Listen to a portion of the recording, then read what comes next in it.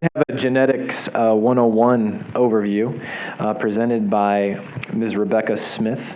I've seen this, I think, virtually before, and I actually thought it was wonderful. So, Ms. Smith, come on up and welcome.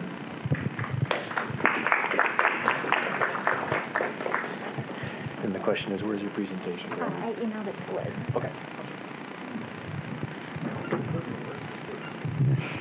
Thank you. Well, hello, everybody. Thank you so much for having me here. I will take my mask off if you'll give me just 1 second.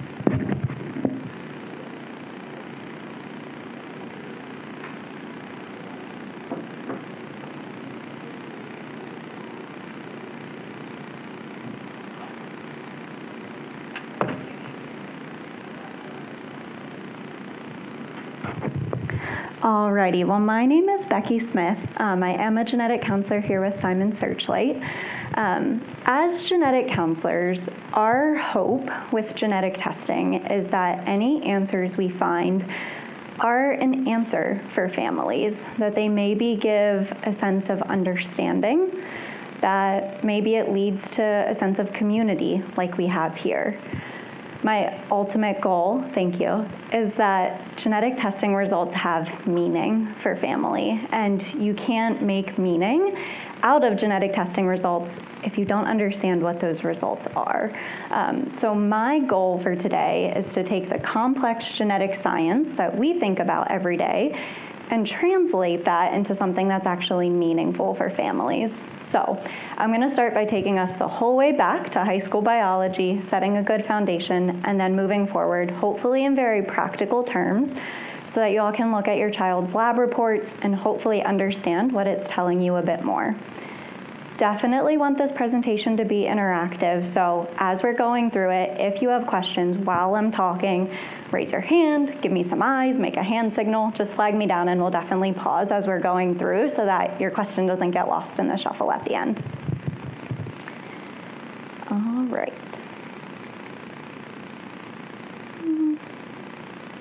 We'll see if we can get it to work.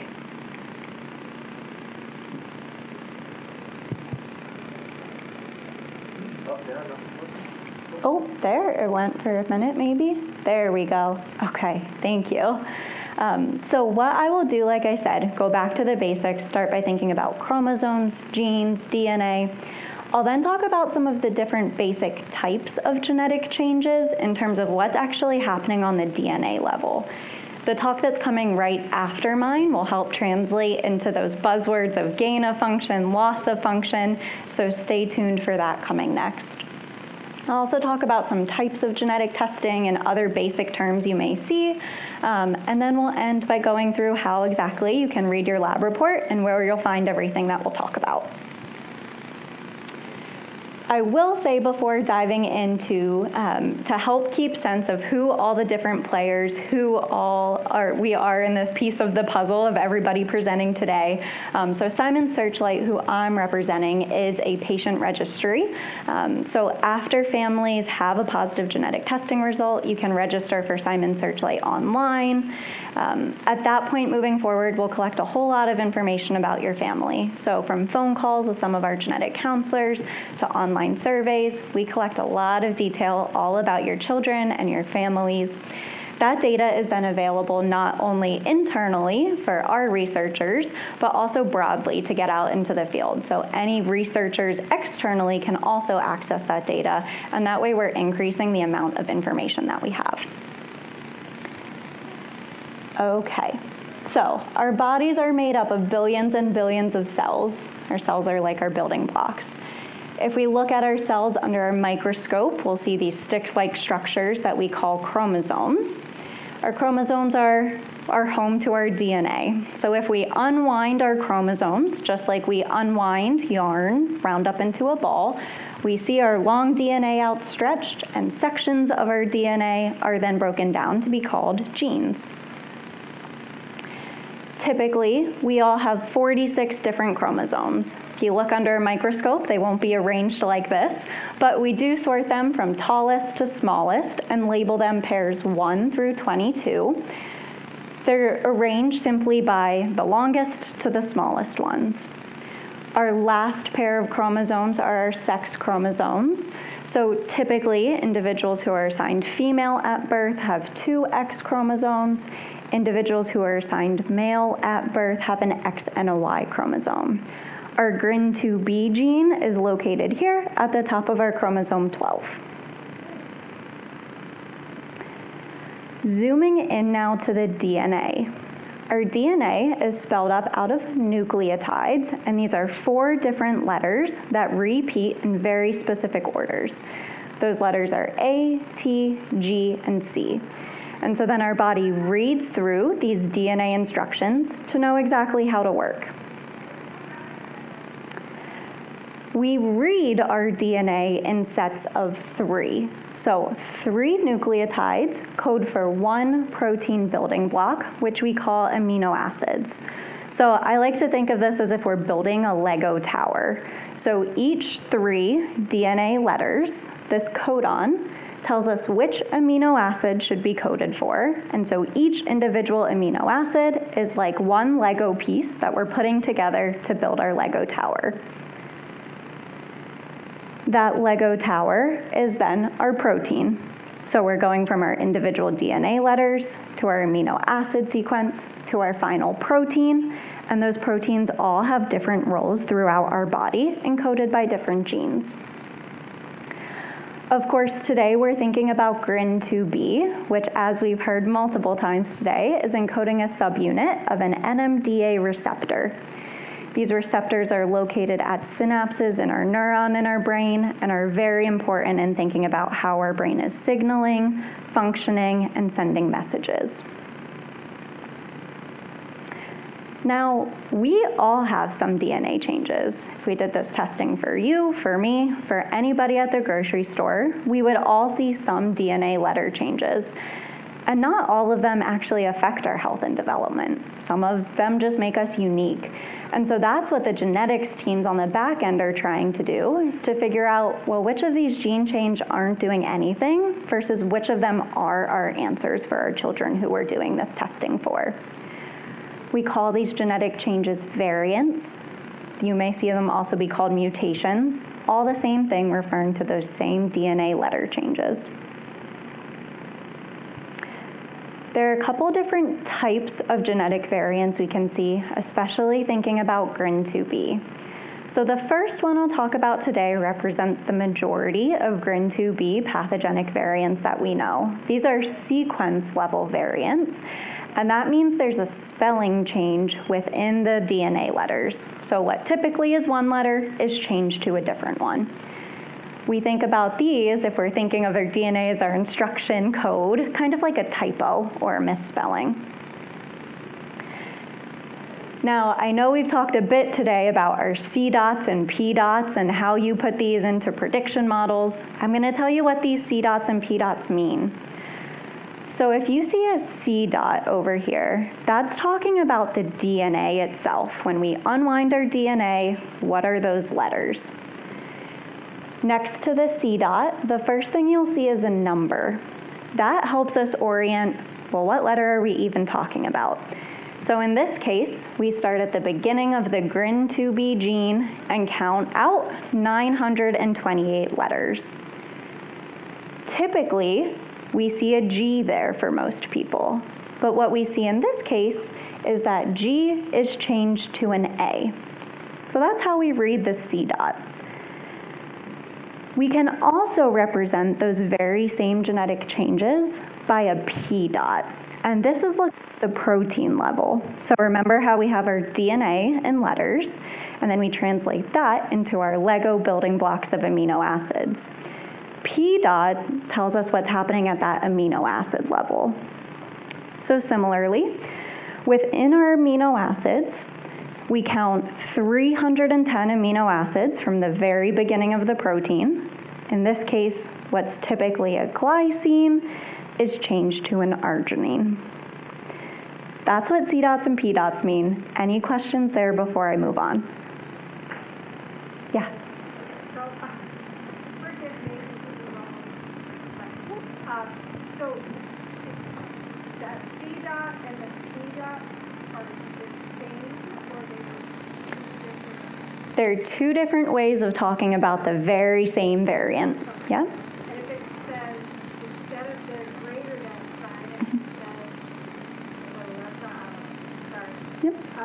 If it says DEL, Mm-hmm. that's correct. Yes, so that'll be a deletion. Stay tuned. I will get to that very shortly. Okay. So there are different types of sequence level variants we can see. The first one I'll talk about here is a missense variant.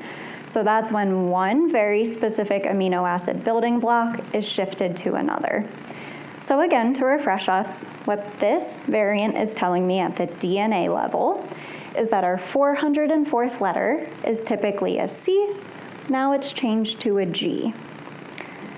What we see on the amino acid protein level is counting our amino acid building blocks.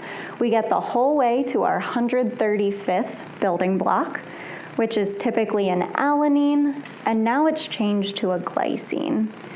So with a missense variant, going back to my Lego tower analogy, if we're supposed to have a tower of all red Legos, a missense variant would be one Lego building block in that red tower is now yellow. So it's changing just how one very specific section of that gene looks. We can also have what we call nonsense variants. So for this example, on our DNA level, the 3,301st letter in the GRIN2B gene is changed from a G to a T. But what that does to our protein is it introduces a stop codon, which means none of the instructions that come after that are read. So on our amino acid Lego tower building block that we're building, it stops right there, and the rest of the tower isn't built.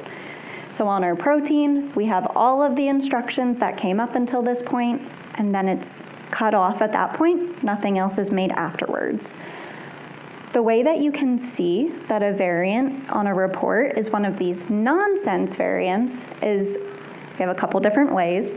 You can see TER standing for termination. You might see a little asterisk, or you can see an X.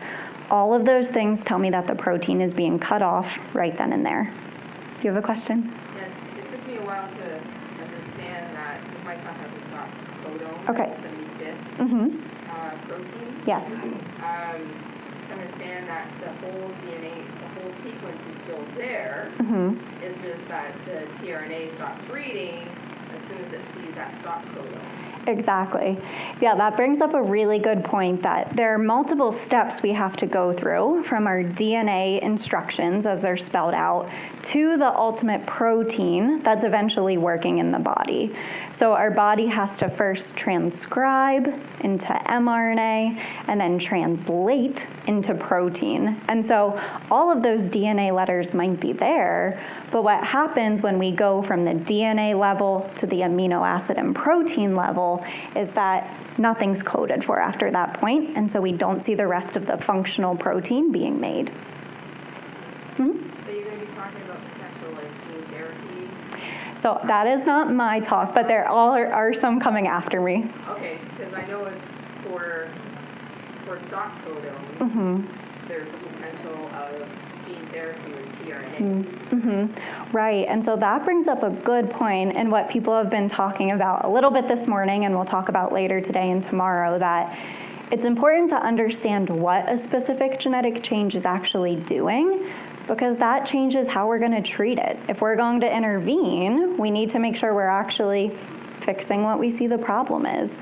And so if something is working in one way, we may intervene in a different way than for a different type of gene change. So this is really the basics in understanding what type of genetic change are we even talking about. We can also see other types of sequence level variants called insertions or deletions. So in this case, we're seeing a duplication at position 3,915. So what's typically a C is now duplicated, and we have an extra C there.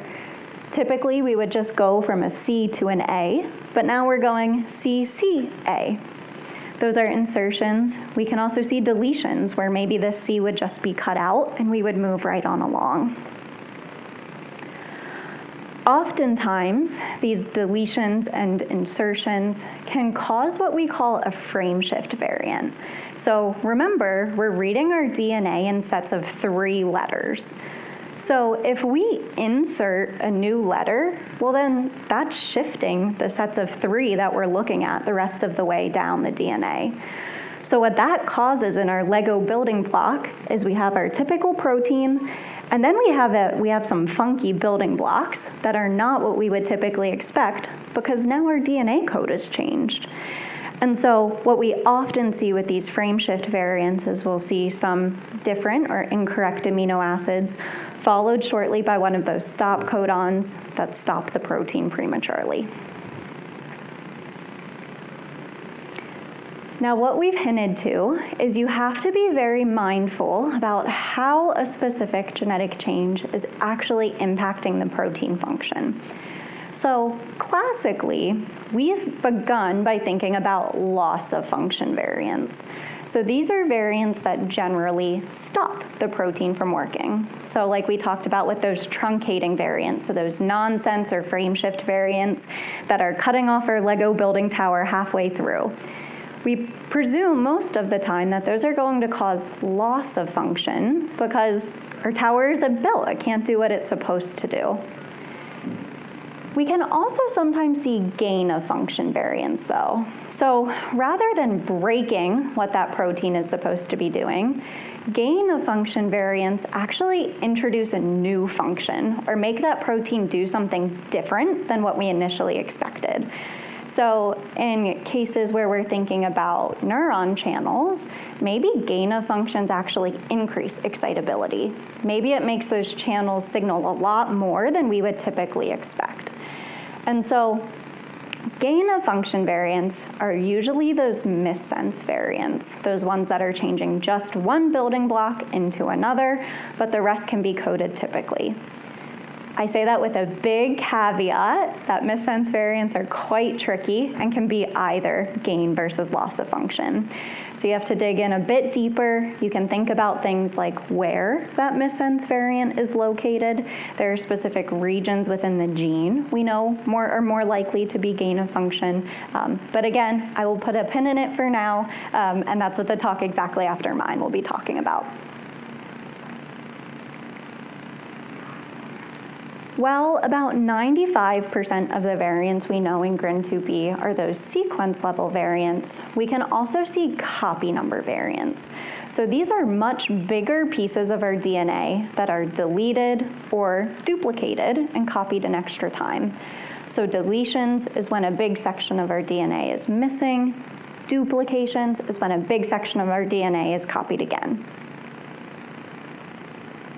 A copy number variant, these deletions or duplications, are typically named after its location. So going back to chromosome 12, we know that GRIN2B is located up on the small top arm of chromosome 12, which we call the P arm. And then we break down our chromosomes by the different banding or shading. The way that we read this then tells us that GRIN2B is located at chromosome 12p13.1, which is way up here. If this is what your lab report looks like, I wanted to tell you a bit about what all these numbers mean for you too. We'll start the whole way over here at the left with this first section. This is what's telling us our genomic build. So since the Human Genome Project back in 2001, we've had a number of iterations in terms of the reference genome that we're using. It's important that we understand which reference genome the lab was using because that's going to change these coordinates slightly. It's kind of like we're updating and bettering maps that we have as we have better technology and can look more precisely at those details.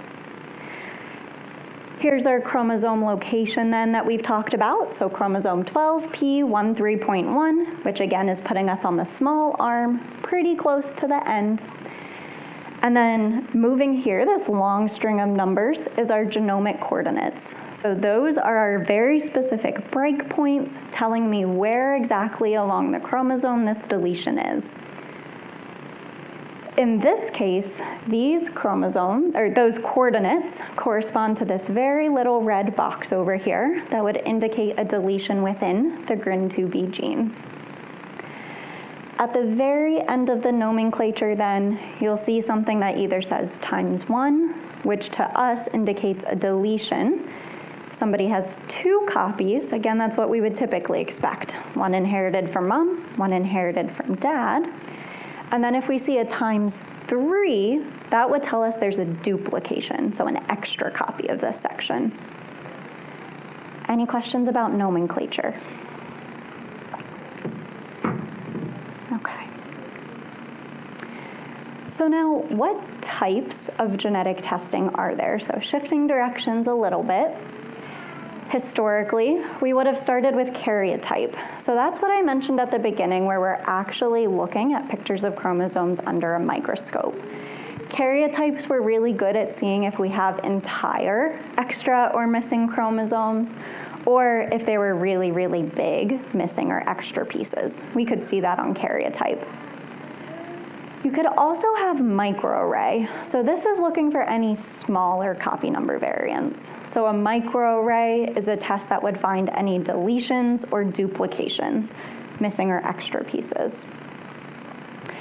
What most commonly would probably find GRIN2B variants is sequencing. So that's testing that's actually reading through those individual DNA letters. A couple different types of sequencing tests you could have. You may have a gene panel. So this is a targeted test that may be ordered based off of specific symptoms.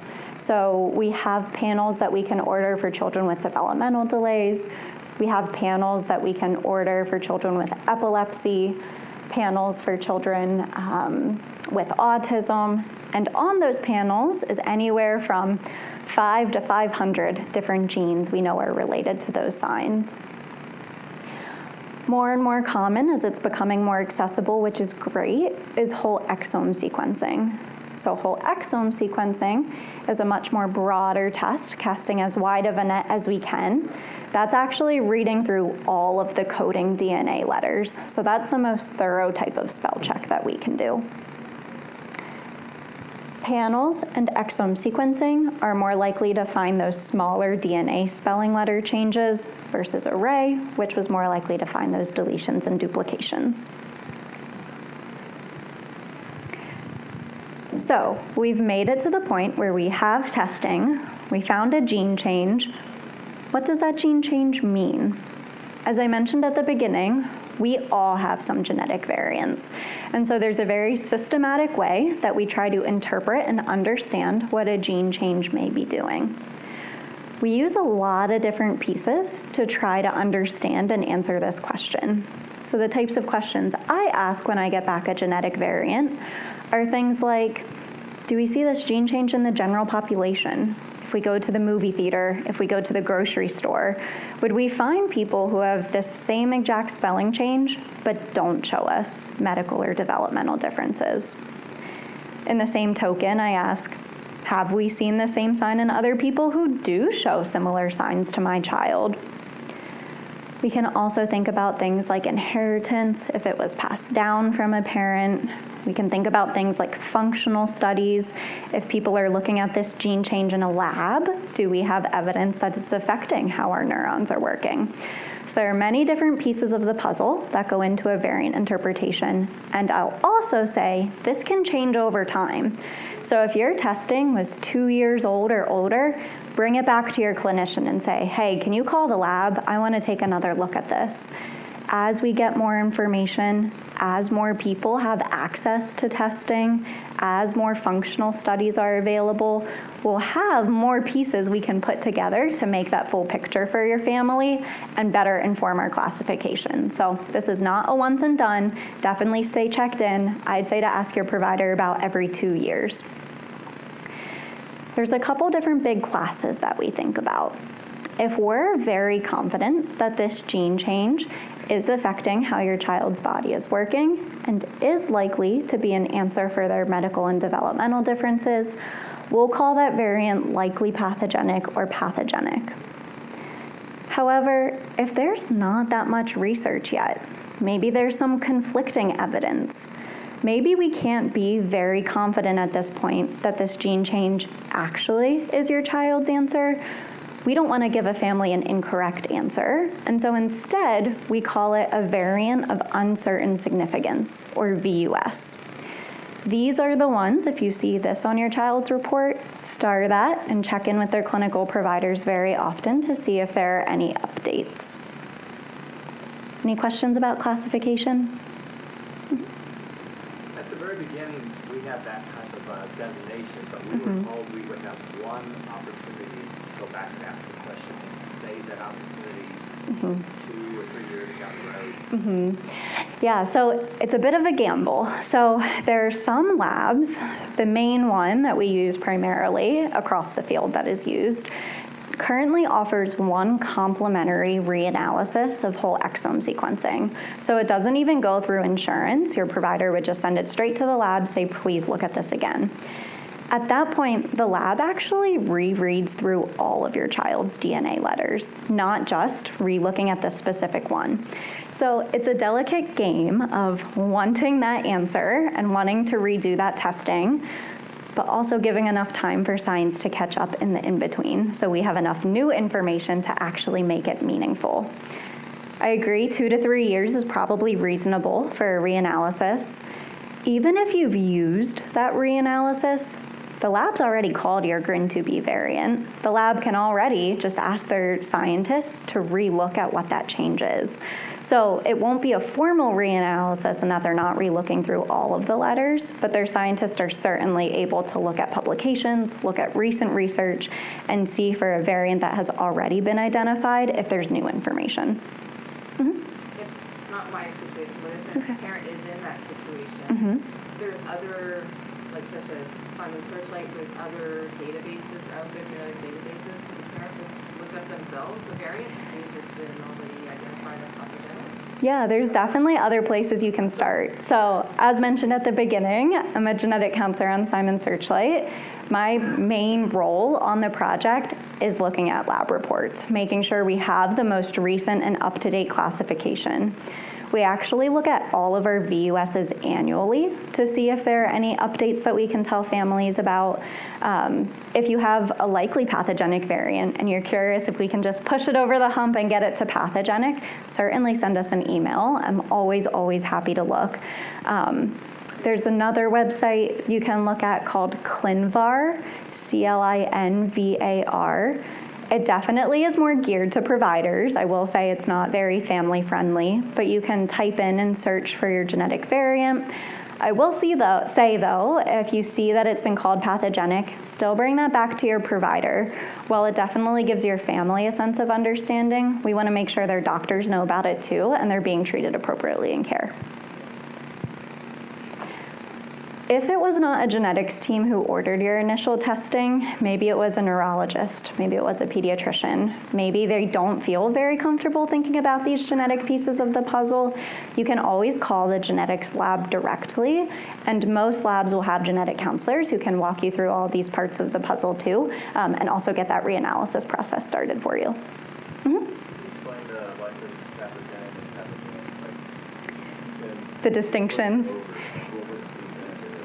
Sure. So we have established guidelines that help us quantify all of that evidence that we looked up. So what I talked about, those questions I asked with like population databases, other kids who may show us the same signs, functional studies, we have guidance on how we kind of quantify all that information. And then as we put that information together, we essentially assign point values. And those point values for us tell us how confident we are that it's actually a child's answer. So I think about it, I don't have a slide, it must be later. I think about it on a big spectrum. So on this side of the spectrum, we have pathogenic. We are very confident that it's this child's answer. Our spectrum goes the whole way over here, though, to where we have a benign variant that isn't doing anything at all. In the middle, we have this whole uncertain section where we're not sure. So there are some VUSs that are more suspicious and are starting to creep over to this side, but still fall into that uncertain category. Similarly, there are variants that we're even more suspicious of that fall into that likely pathogenic category, to say we have evidence pushing us to this direction, but it's not a slam dunk totally yet. Once we get the evidence that makes it a slam dunk, that's when it moves over into pathogenic. We largely treat likely pathogenic and pathogenic the same. If we're calling something likely pathogenic, we're pretty confident it's actually going to be the answer. So in clinic, we treat them relatively the same way. The uncertain range is certainly the biggest group in any of those categories. A couple other terms I just wanted to define because you will see them on your lab report. The first is starting with autosomal dominant. So again, we have 2 copies of each of our genes, one inherited from mom, one inherited from dad. Autosomal dominant conditions, like GRIN2B related disorder, means that you only have to have a gene change on one of those copies for it to affect your child's health and development. I only put dominant on here because it's the one most relevant to us, but I will verbally contrast it with autosomal recessive inheritance, in which you need to have a gene change on both copies to cause health and medical differences.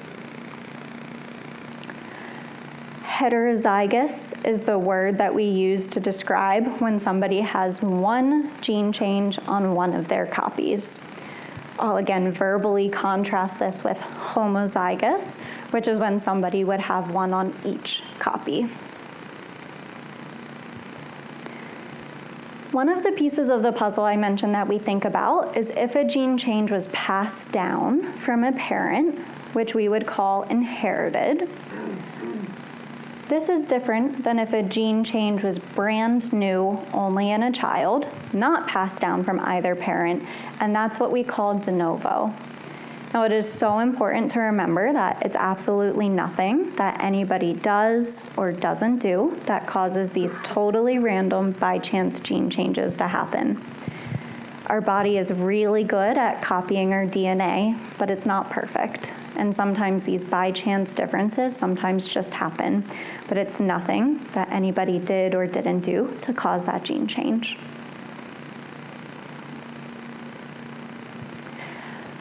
Some other terms you may hear floated around get at the idea of mosaicism. So if somebody is mosaic for a gene change, that means that that gene change is present in some of their cells, but not all of them. That can complicate the features that we see for that person because it's only affecting some parts of their body. So some people may be mosaic for a GRIN2B gene change and not show us any differences at all. I want to contrast this with germline mosaicism. So sometimes what will happen is a family will have 2 children both found to have the same exact genetic change. But when we test mom and dad, both mom and dad test negative. So that tells us that the chance for the very rare genetic change to happen twice is unlikely. What's much more likely is that some of a woman's eggs or some of a man's sperm carry that same gene change, while their other egg and sperm do not. There's not really a way that we can test for this right now because we can't sequence a woman's eggs or a man's sperm. We do think this is relatively uncommon. We typically tell families there's a less than 1% chance for germline mosaicism. So if families are thinking about family planning, the chance to have future children, should both parents test negative, we would say there's a less than 1% chance that any other children would have that same gene change, but we never rule it out because this is possible. The last terms I'll tell you today, because you'll hear them floated, is genotype and phenotype. When we say genotype, that's referring to the very specific DNA variant. So genotype is your C dot and P dot. Phenotype is what we're actually seeing in clinic, so things like developmental delays, seizures, movement disorders. All right, my next step is to move into how to read a lab report and how you put all of those things together, but I will pause again and see if there's any questions before we dive into that. Okay. So all lab reports will look slightly different depending on the lab who's publishing it, but they're all built from the same parts and pieces. Starting at the top, you'll see all the demographic information. You'll have your child's name, date of birth. The thing I want to point out the most here is the date that it was reported. Again, we're learning more and more about genetics every single day. So what we knew about GRIN2B in 2018 is very different than what we know about GRIN2B in 2022. So if your lab report was reported a couple years ago, bring it back to your provider. Say, hey, can we talk about it again? If your provider isn't sure, call the lab, talk to the lab again. So definitely keep tabs on when that test was reported. Why would you do that as a parent? So say if this was identified as likely pathogenic, is there a reason still to go back? So. What kind of new information Right. So I would think about it mostly with those uncertain variants, because we may have more information that can get us to one side or another. But thinking about potential therapeutics, interventions, things where we're distinguishing between loss of function and gain of function, and whether that means a child may be eligible or ineligible. Those are things that maybe there weren't functional studies back in 2018, but now there are.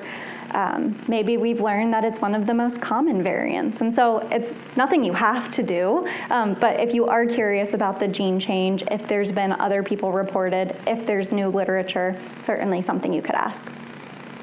I don't think you have to add it to your list of to-dos and the million other things you're juggling if you don't feel like it is most important to you.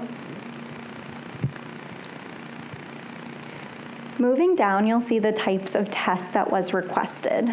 This is important too, not particularly in this crowd because we have your GRIN2B answer, but thinking about what type of genetic testing has been done, how has my child's DNA been looked at, and is there other types of testing we should ask our provider about? So if your child has only had a chromosomal microarray, their DNA has only been looked at for missing or extra pieces. The individual DNA letters haven't been read or spell checked. So in those cases, you might ask your provider for a type of sequencing test, like the panels, looking at those very specific genes, or whole exome sequencing, looking at all of those coding genes. Below that, you'll typically see some clinical indication information. This is why your child had genetic testing. I like to encourage parents to look at this blurb to make sure this is actually correct.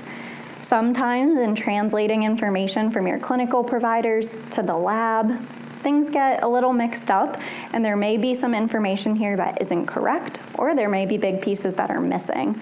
So that would again be something to bring back to your provider to say, hey, can you call the lab, ask them to add it. This is most important because this is how genetic labs are interpreting the information. They're looking for gene changes related to these signs. So if we don't have the right signs listed, they could be looking at the wrong information. And then we really get into the meat of the result, which I'll dive into a little bit more. Typically, the very first thing they'll tell you is the gene. So in this case, we're of course thinking about GRIN2B. And right next to it, they'll tell you a little bit about what we see when somebody has a pathogenic variant or likely pathogenic variant in that gene. So in this case, we call the signs that we all know GRIN2B related disorder. We'll then move over to mode of inheritance. So this tells me, because it's listed as autosomal dominant, that of our 2 copies of each gene, somebody only needs a change in 1 to show us those signs of GRIN2B related disorder. We'll then move into the specific variant that was found. And this brings us the whole way back to what we talked at the beginning with our C dot, which was our DNA letter change from a C to a G, to our P dot, which is our amino acid changes. In this case, it's a missense variant from an alanine to a glycine. Continuing across, we'll have zygosity. So this, as a reminder, is telling us exactly how many gene changes this person has. So being heterozygous, we know that they have one gene change. If parental samples were provided, they'll also tell us inheritance information. So this is where we can see de novo, meaning it was a brand new change only in the child, or we could also see inherited if it was passed down from a parent. If the initial testing that you did for your child was a panel, the chances are parents didn't give samples. It was only the child's sample that was sent off. In those cases, if you have questions about, you want to have more kids, what's the chance that our other children could have the same gene change? You can do parental testing on the back end. And so that's something your clinical providers can coordinate, that they can send mom and dad's sample and they'll look just for this very specific gene change that they already know. And then we get to our classification. So this is what I was talking about, how it's really a scale from benign, meaning not affecting, to pathogenic, where we know it is our answer. If I could modify this picture a little bit, it isn't perfect fits like it's shown here. Our VUS spectrum starts probably about down here and goes the whole way up to about here. And then we have likely pathogenic and pathogenic. So for us to call a variant on either of those ends, we need to be very confident. Most variants that we see will actually probably be in this middle uncertain category because we just don't have the degree or level of evidence to make us confident enough to call those top two categories. Moving down on the report then, they'll typically give some information about what do we know about GRIN2B? What is it doing in our body? When we see gene changes, what does it cause? This is likely what your clinical provider is using to start to give you some information in terms of what does this actually mean. This is a good starting point, but certainly don't ever want this to be the ending point for a family. So certainly being connected with the GRIN2B Foundation, staying in touch with research projects, you'll learn a lot more information than's on that original lab report. If you are interested in diving into the medical literature, the papers that are listed in these sections are good places to start. I will say they are written for medical providers, so not very family-facing. But if you see these citations and references throughout, those are typically good summary papers where you can start. If you don't have access to these papers, sometimes you have to pay for them online. I always encourage my patients, please do not pay your own money for it. Call your doctor, see if they can get access and if they'd be willing to share it with you through their institution. And that brings me to the end. So thank you so much to returning to high school biology class with me for a little bit. I'm very happy to take any questions. If you're looking at your child's report and something seems a little funkier that we didn't talk about it, very happy to review it with you.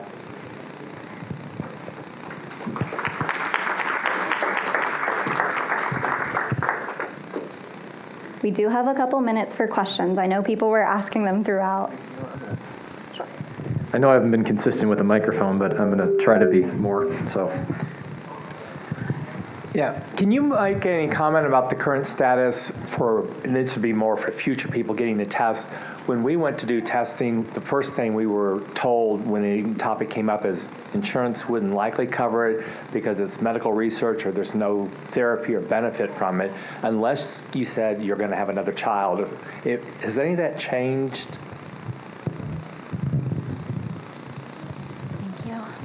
So I'm very happy to say that it has changed in most places. Access is definitely increasing a lot more, even than it was 2, 3, 4 years ago. Thinking about some of the considerations we talked about in our last talk, generally, and I'm pulling really on my own clinical experience in Pennsylvania, but I do think this is translatable across the country. As children have formal diagnoses like global developmental delays, intellectual disability, autism, they're very often eligible for secondary Medicaid insurance, and that's regardless of family income. It is simply by virtue of those diagnoses, they're eligible for those benefits. What many genetic testing labs will do is if they have that secondary Medicaid insurance, they cannot balance bill families, meaning if you do this testing and your primary insurance approves it, your family will not have an out-of-pocket cost for this testing. Your secondary insurance will pick it up, will work with the lab, but you will not receive a bill for testing. So as long as you're in an institution where they have that pathway set up with a lab, where they're able to get that testing rolling, you should not have an out-of-pocket cost for this testing, and it certainly is becoming more and more accessible, which is a very good thing.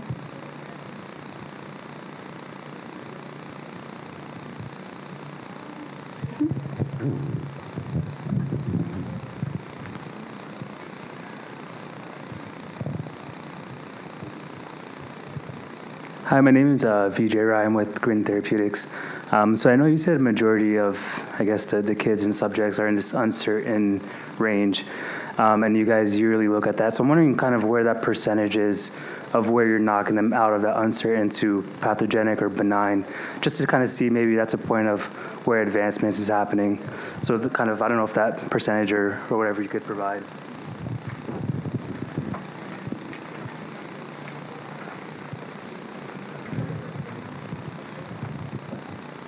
Thank you. So I perhaps will rephrase. I did say it exactly like that, but now that I'm hearing it back, I will rephrase what I said.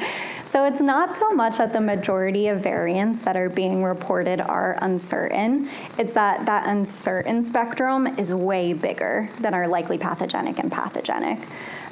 So in general, new guidelines are dropping later this year in terms of how we interpret variants, but the way you can think about it is if we are 10 to 89% sure that this variant is affecting somebody's health and development, if we're 50% sure, 65, 70, 80% sure, we're going to call those variants uncertain. It's not until we get to the 90% to 98% sure that we begin to call it likely pathogenic. And then that 99 to 100% sure is when we call it pathogenic. And so because of that, we have that 10 to 90% sure that's falling into that uncertain category. We do see within our Simon Searchlight population that a decent number of variants are being upgraded to likely pathogenic or pathogenic over time. So each year we have a handful. This year in my latest review, I think we had 6 variants that were upgraded, but that is across all of our genes, not just GRIN2B. So it's not unheard of that variants are being upgraded.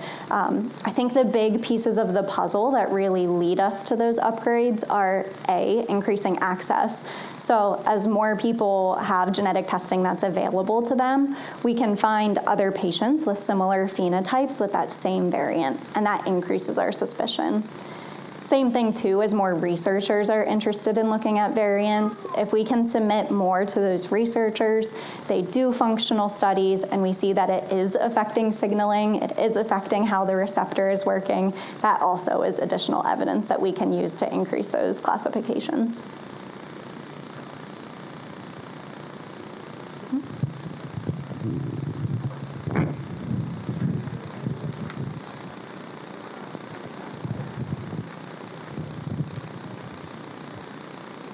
Hi, thanks very much.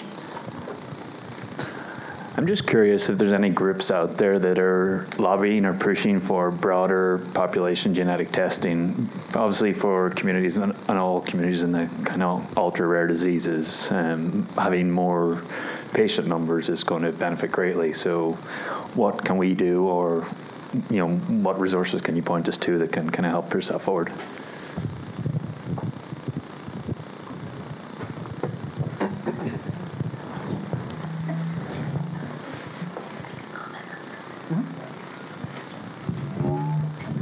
Thank you. That's a wonderful question, and something that is a really big area of focus within the genetics field right now, particularly thinking about diversifying our genetics knowledge.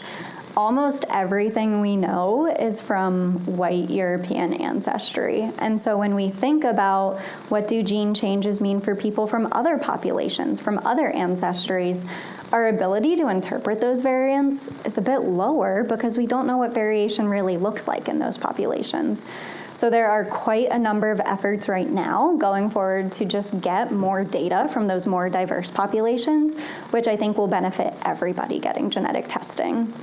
Simultaneously, there's a lot of efforts going on, both in terms of like legislation, thinking about how do we get more testing covered for more people, how do we push insurances forward. So there are genetic counselors who work specifically with insurance companies to help inform those companies to say, this is why genetic test results are so important. This is how it impacts every areas of a family's life. And so there are definitely ongoing efforts both in government, with insurance, within the field, and within research to really just increase numbers and access. And so I think, you know, in terms of what families can do, I think a lot of it is just continuing to raise awareness.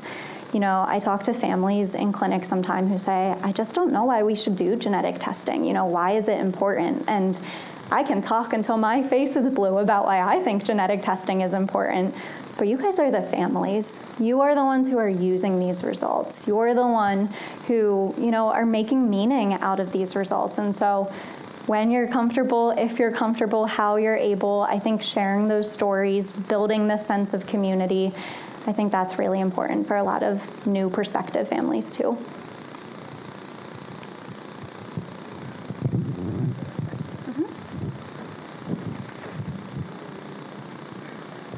I just wanted to make a comment. Even when my daughter was diagnosed, I think in 2017, we basically had to like sign a piece of paper saying we'd pay up to like $30,000 or $40,000 for the testing if that's what our insurance decided. And we were fortunate enough to be able to do that. But even in the last few years, like the coverage and the scope of people that are being tested is just like night and day. From my patient perspective, I would say there's a lot more like gene-specific panels and stuff so that you don't necessarily have to go to whole exome sequencing first. You can do like seizure panel or hypotonia panel or something like that, you know, I'm sure they would have found my daughter's green 2B diagnosis on that. And then I think that like if you have seizures, I mean, pretty much it's 100% covered. So I feel like the vast majority of my patients have been having more access over the last couple of years, and I think that is paralleled in what we see in the family groups, and our numbers like have just exponentially grown in that time. So I hope that continues. You had a question, right? I'm going to have this be our last question just in the interest of time, but here you go. Okay, I was looking at my son's reports, and it looks like he had the whole genome chromosomal microarray test. So I was wondering, and we already got a diagnosis for the GRIN2B. Would it be beneficial to request additional testing after that? If that's looking like he just had the microarray, would he need a panel or a whole gene sequence, or is that enough information?